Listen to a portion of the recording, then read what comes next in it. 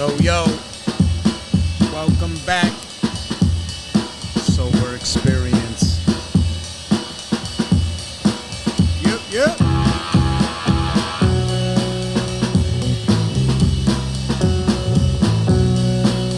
Hope you guys are doing well.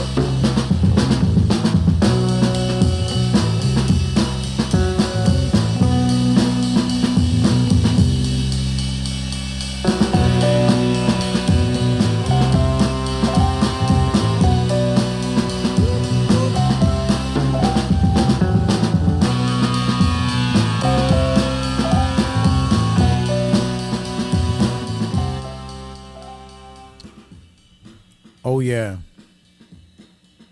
Magic. Don't forget, like and subscribe on all podcast platforms. Don't forget to share these episodes.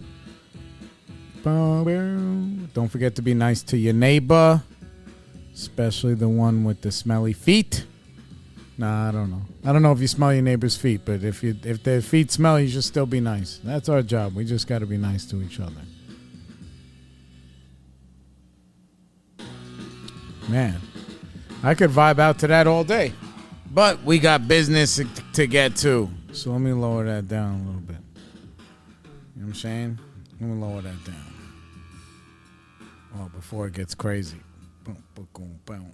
That's the Sure Shot from Adrian Young.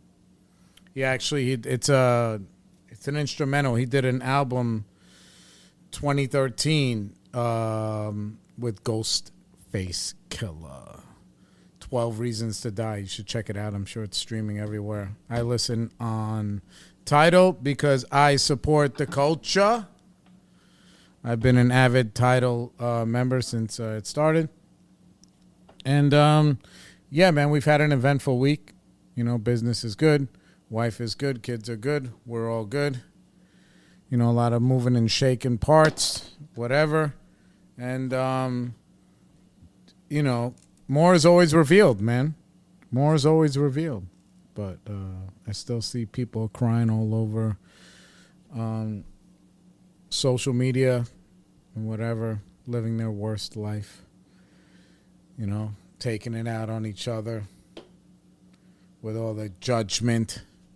And us, what are we doing? We are doing step work. Oddly enough, because like I'm in the middle of, I'm supposed to start. I have one kid I'm sponsoring who's supposed to, supposed to start step 4, and I guess he's doing whatever he's doing, and and then the other guys are doing whatever they're doing, and we're in the middle of step 4, so there's that. Okay, so let's get back to it. I don't really have a lot of commentary today. We're just going to get into the work. So, where did we leave off? We left off talking. Resentments. Whoosh, jeez. Yeah, I went through those last week. Actually, no, because I have. No, I did. I'll give you a little thing that happened. I lost my shit this week on somebody in the street, which I haven't done in so long. I don't even remember the last time I really lost it. And I lost it and I embarrassed myself and, scared the public. Anyway, and according to me, the guy deserved it. But it doesn't matter what I think because I am not the sheriff and I'm not somebody who's supposed to be going out there looking for violations and giving demerits. But this guy, he definitely, he fit the role. So I'm over at a stoplight and, maybe 3 cars behind me. There's an ambulance blaring and I'm the first car at the light. So it's very obvious that the ambulance is blaring. I'm sure you guys seen it on movies. Anybody else who lives in New York or a city area, you can hear an ambulance blocks away. Anyway, so this guy is people are crossing in front of me, and there's a guy and I'm beeping my horn like, yo, get out of the crosswalk so I can move through to make way for the ambulance. And this fucking guy, Bo, he's like walking with his chick. Typical, I'm not sizing him up. I'm just giving a description.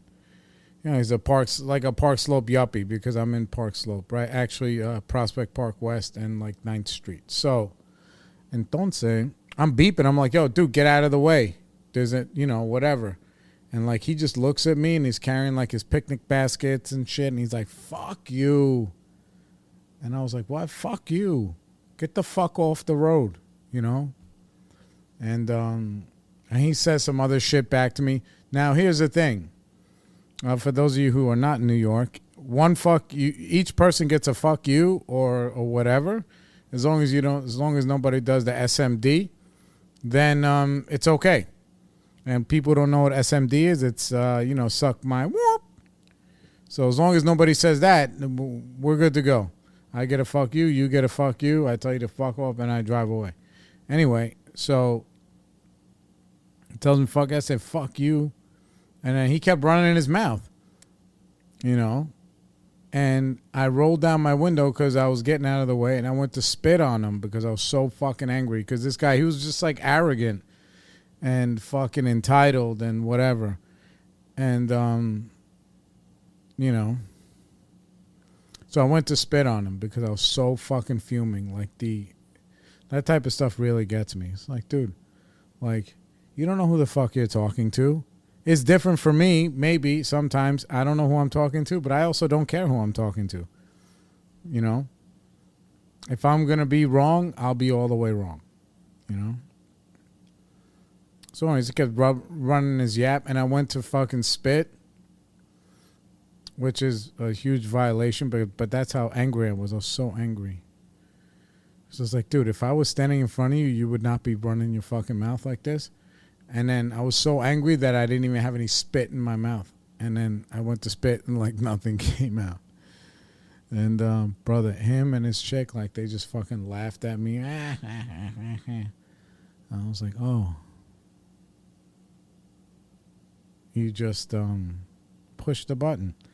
I got time. So I pulled over and I hopped out because he didn't think there was space for me to pull over. I pull over, I hop out. And then I'm like, yo, what the fuck is wrong with you, bro? Blah, blah, blah. Whatever. And he's like, what are you going to do? What the fuck are you going to do? What the fuck? Still running his mouth. And he thought it was like maybe some Nerf ball shit. So he's holding his fucking picnic basket, running his mouth in front of his girl, trying to be fucking whoever he's trying. He got the wrong one. And thank God he was holding this basket, because if he wasn't, I would have just pummeled him right there. And I just fucking, I don't know. I hit him. I didn't swing at him, but I I hit him with my forearms to shove him. And his fucking picnic basket went all over the place. I probably threw it. I don't know. I was so blind with anger that I didn't even realize.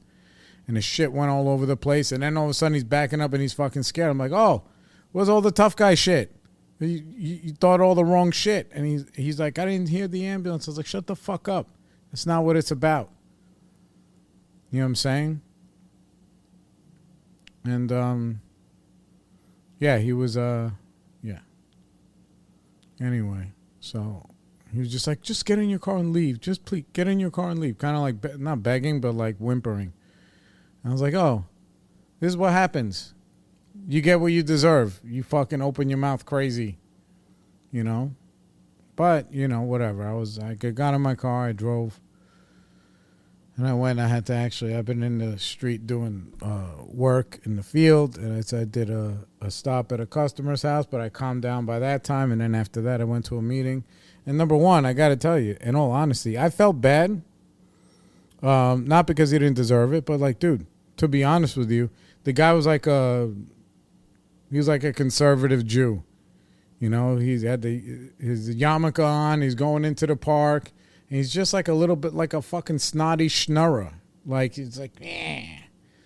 Like, you know what I'm saying? But like, dude, you can't live your life like that.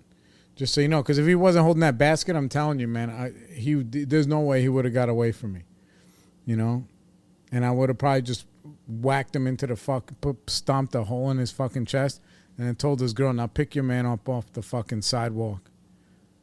Because he just embarrassed you and himself by running his fucking mouth. When in reality, I embarrassed myself by doing that. So, whatever. Yeah, but I felt bad because he was a Jewish kid. I don't know. That part of me was involuntary, you know. But whatever. He was bigger than me, and it didn't matter. I was angry. I was wrong, you know. But he deserved it. But it ain't my job to be giving shit to people who deserve it. You know, maybe, who knows? Maybe I saved him. Maybe the next guy comes out and hits him with a fucking hammer or something. You know? So that's that. I went to the meeting. I spoke about it. We are not saints. And that kind of shit. So there's that. Anyway. So that was this week's... that, and I yelled at a client. But I love doing that because they were nasty to my fucking guys. And we have one rule in my company, which is you are not allowed to be nasty to my guys. Period. I don't care. You can write whatever kind of reviews you want to write. You can do whatever you want. And she was like, I'm going to write the most scathing review. I said, you fucking go for it. I don't give a fuck. Whoever is like you, I don't want them either. So you go for it. We don't never care about that kind of shit. And it's because it's nice that, like, I want my guys to feel like they work for a place that respects them above all else. So that happened, like, I think 2 days in a row. I got to check myself a little bit then. You know? Maybe because I'm in the middle of this fourth step with you guys. Maybe that's it. Maybe because I'm a little bit, under pressure. Because, under good pressure, because I got a lot of work and a lot of stuff going on and, you know, these other things and whatever. Maybe that's it. Who knows? But that's where we're at. Anyway, so continuing on. Take heed. Listen, and I did all of that bravado shit and, embarrassing kindergarten shit on the side of the park with my work clothes on. So, like, people like, oh, this guy works for this company and he did this, that, It's these Nerf ball fucking douches or Karens that could have been videoing like, yeah, this guy, And he was Jewish, so they could have made it an anti-Semitic thing. Then I would have had to pull out my fucking piece of deal to let them know that I'm part of the tribe. And then nothing to do with it. I don't care. Actually, what it did have to do with it, it made me feel worse than if he wasn't. And maybe that's the connection that I have, because if the guy was Asian or if he was Puerto Rican, or if he was black or if he was whatever, that would have did the same thing. You get mad. It doesn't matter. Nobody's sizing anybody up. I'm 5'7" with Tim's on. So there ain't nobody sizing anybody up. I'm like a little chihuahua. If I got to go for it, I guess I go for it. And, there's a little bit of shame involved in that. So I don't like to behave like that. But, what can I do? More spiritual work is required. So here we are. Okay, feelings. This is where we left off, or where we're going to start. Right after resentments. Feelings. We want to examine our feelings for much the same reason that we want to examine our resentments. It will help us to discover in part our part in our own lives. In addition, most of us have forgotten how to feel by the time we get clean. Even if we've been around for a while, we're still uncovering new information about the ways we've shut down our feelings. How do I identify my individual feelings? Question 1. If I'm looking back, I'm just going to say that I lost my temper there and whatever, but I can start to manufacture and like pull apart this string like, oh, maybe it was because of this and that, and then, like, and then just, what do they call it? Paralysis by analysis. I can do all that and just be like, dude, I lost my cool and that was it. So I can identify them. I feel them. Listen, I have a fear, not a fear. I shouldn't say it's a fear because I don't do it consciously, but there's times when I'm scared to be left out. And I feel like that sometimes in my own home with my kids and my wife. If I show up and they're talking about something and they're giggling and laughing, and then I show up like, what's going on? They're like, yeah, you know. It's like I feel like they're having like a personal party without me, and I'm not invited. And I've said that to them, and I've been way better at being overly sensitive about it, you know. And that's it. Or even when like my, you know, yeah, in those ways. In those ways. Everybody has different relationships with each other. My wife can laugh and giggle with the kids and then be like cold with me. And maybe she's putting on the front for them. Maybe she's putting on the front for me. I don't know. But I can't always speculate that it's about me. You know, that she's putting on the front for me and she really, you know, despises me or something or whatever and is just happy, joyous, and free with them. When in reality, it's just maybe she don't want the kids to see her when she's not feeling well. Who knows? Anyway, continuing on. What feelings do I have the most trouble with allowing myself to feel? Woof. I would probably say, I don't know, maybe loved or appreciated. It's like I starve for this thing. For that acceptance, and then you get it, and you're like, nah, I'm okay. And the truth is like, you know, it's uncomfortable when somebody is like saying things to you, and you just say like, thank you. Like to just say thank you and shut up is the hardest thing for me. So feeling appreciated and feeling loved is not, you know, from somebody else is not always easy.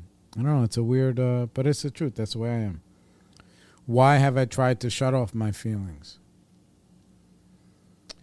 In some ways, because I've found that because of my perception problem, my feelings, again, if we're going to talk about my feelings of being left out or underappreciated or whatever, a lot of times I'm so sensitive, they're blown way out of proportion.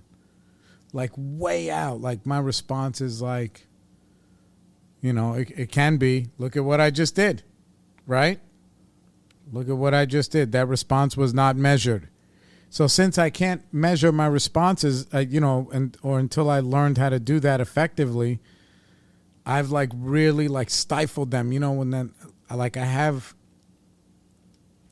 you know, again, I have like this,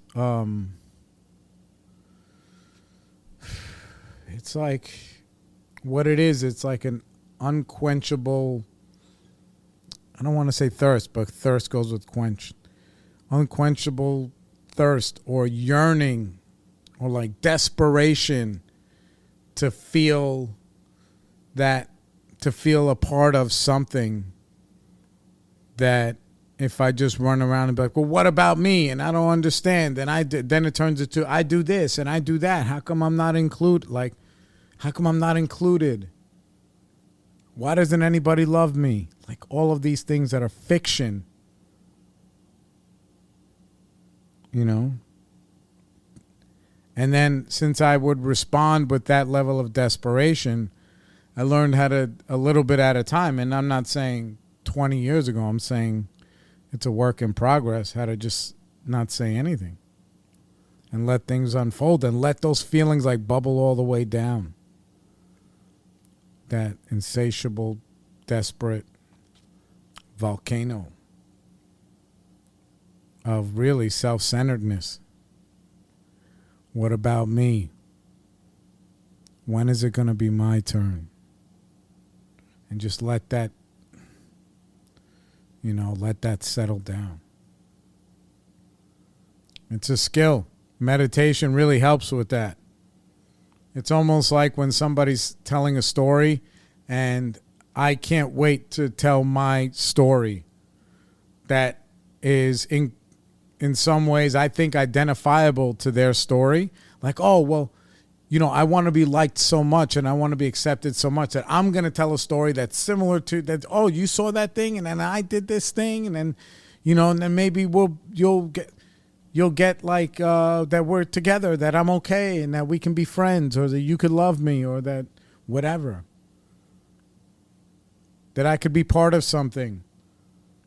When in reality, it's like, dude, the truth is I can just let somebody tell a story and I can just be quiet and just say, wow, that's really cool, man. Awesome. Awesome story. And then shut the fuck up. And then just move on. So I try to challenge myself in those ways. You know? And when I do good, I try not to look for a pat on the back. Like, oh, you did good. You know? And because it's not really my place to, like, people, whoever's around me obviously wants to be around me. Nobody's dependent on me. It's like by choice. You know? Okay. Continuing on. Who or what triggered a feeling? We just said that. What was the feeling? We just talked about those. What are the situations? What was my part in each situation? My part is like I need to really, again, measure my responses to the feelings and not to the situation. I respond to my feelings and not to situations, and that's where problem number one is. They tell you in AA, feelings aren't facts. You know? Now, I can tell somebody that I feel this way, and then they can clarify what's going on because I need help with the clarification. Because I'm so self-centered that all I'm thinking about is me. I have to learn and practice how to think about other people. And that's what the whole program's about. You know, what do I do with my feelings once I've identified them? I find somebody to share them with. Because I can always go back and revisit situations. There's rarely any situation that I need to respond or react to, whether react, respond, whatever, instantaneously. So I talk to somebody else about what's going on. I tell them what I think, and then they're like, yeah, that sounds about right. Or they say, hey, they try to steal, man. Like, hey, maybe have you thought about this? You know? And then I can decide whether or not I even want to respond or just leave it out how it is. Not everything needs my involvement. That was news to me. Yeah. Okay. Keep going. Guilt and shame. Whew. Whew. Sounds like it's going to get heavy. There are actually two types of guilt or shame. One is real, one is imagined. Okay? The first grows directly out of our conscience. We feel guilty because we've done something that goes against our principles. Or we've harmed someone and we feel shame over it. Imagined guilt results from any number of situations that we are not at fault. Wait, any number of situations that are not our fault. Yeah, we are not at fault. Same thing. Situations we had no part in creating. So that's imagined guilt. Yeah, maybe I think we spoke about this before. Like, I don't have white guilt, even though I'm a white man. I don't have it. We need to look at our guilt and shame so that way we can separate these situations. We need to own what is truly ours and let go of what is not.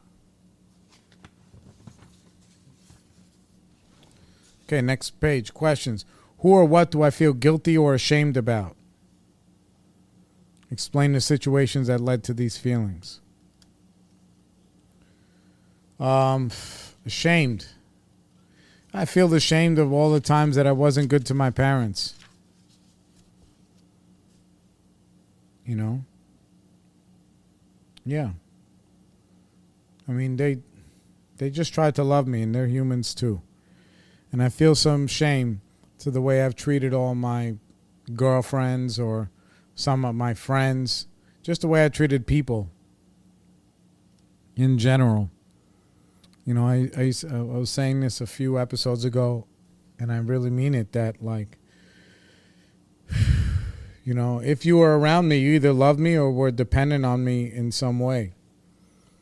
You know, drinking or not drinking, like, that's the way I collected people. You know, because again, I had this like feverish, you know, clawing desperation to be liked. So I always thought, or I behaved in a way that you would only like me if you needed me in some way. You know? And then I would treat you like shit in return. Yeah, pretty bad. I wouldn't be nice all the time. That's what I can say. I may be good, but I wasn't nice. And that's whack. You know? Which of these situations have caused me to feel shame, though I had no part in creating them? Nah, I don't really feel that, to be honest with you. I always have participation in some way. Now, sometimes I feel guilty where, like, I just couldn't do something and I should have did something. But I can only do what I could do. The phone calls I didn't take when the phone rang, it doesn't mean I take every single one of them now. And then maybe something happened, but people can't 100% depend on me. I'm not everybody's higher power. I have my own stuff going on. You know? All right. In the situations I did have a part in, what was my motivation, or what did I believe that led me to act as I did? What has been the theme of this whole thing? Feeling accepted, feeling loved. Regardless of how anybody else is treating me, it's not enough. When I'm stuck in that cycle, it is not enough. When my wife tells me, like, I'm grateful for you. Thank you so much for the life that you are giving us. It's like every time she says it, it's like she's never said it. That's the way I feel. Which is really, really absurd. You know? When she does like little physical affection things. I'll be laying with her on the couch and she starts to just scratch my head. I call it unsolicited affection. I respond in a way, or I react in a way, it's like, wow, like this is the first time ever. Like you've never loved me a day in your life up until today. Meanwhile, she probably does that once or twice a week. Unsolicited. Where I run to her every day, all day. When I see her, if I told you how many times I tell her that I love her and this and that, it's like disgusting. It's so overboard. But I just never, I never want her to not know. And maybe that's my own thing. I never want my kids to not know. I tell them I love them 100 times a day.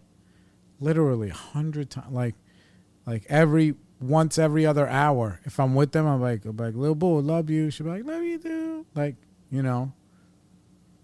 That kind of stuff. Yeah, man. I used to run and tell my dad when I was a kid that I loved him, and he would say thank you. Now, has he told me in my life that he's loved me? Sure. But being that I have this emotional hang-up in my mind or in my feelings, it's been 30 times. Yeah. But who knows? Because it doesn't matter. The way that I'm running through life, if I let those feelings really trigger my behavior or make me believe them, there's no number that's high enough. There's no number. So I appreciate that my wife and my kids and other people, they tolerate my little desperations. They don't accommodate, and because I keep it under wraps, because it's like it could be overbearing if I let it get out of control. And the truth is, when I keep it under wraps, it actually stays right sides. Like, dude, my wife does love me. My kids do find that I contribute and that I matter. My family does love me. It's incredible. I had a couple of things where it was very nice. One of my boys, shout out to my boy Kenny. He sent me a beautiful text today. He says, hey, brother, I hope you're great. Just want to share that today is 2 years. Wouldn't have been able to get to this point without your help early on. Bringing me to a meeting when I had 5 days. Kept going one day at a time, and here I am, still going on strong and helping others. I could have just said thank you. I was like, thank you. You don't, well, what did I say? Thank you so much, brother. You don't understand what this means to me. People don't know what it's like to be in that prison. And there's only one way out, and that's with each other. You know, and then we had some small talk, whatever. And here's a guy that he doesn't really go to meetings or doesn't have to do any of that stuff, which is fine, as far as I know. You know, because then I stayed on top of him for like 90 days, maybe a few months, texting him make sure he's on, make sure he's good. And he may have never went back to a meeting. But then I told him, I said, there are people who clean up their lives and do great things, and they don't need all of that support. But the point is that not everybody's like that. So you need, if you're going to help somebody, you need to be like, listen, I'm going to bring you to a place where you can get a lot of support, and you do with that what you wish. Because that's what I did. I don't blast him for not going to meetings. You know, the only person I do that to is my cousin Timothy, because he doesn't go to meetings, and then he needs to go. But he's doing a lot better than he was. Anyway. Okay, that's it for this week. We're going to mark the agenda. Next week, we're going to be talking about fear and relationships. Woof! That's going to be a tough one. All right, share, subscribe, like on all podcast platforms, The Sober Experience, and that's it. All right, I love yous. Peace.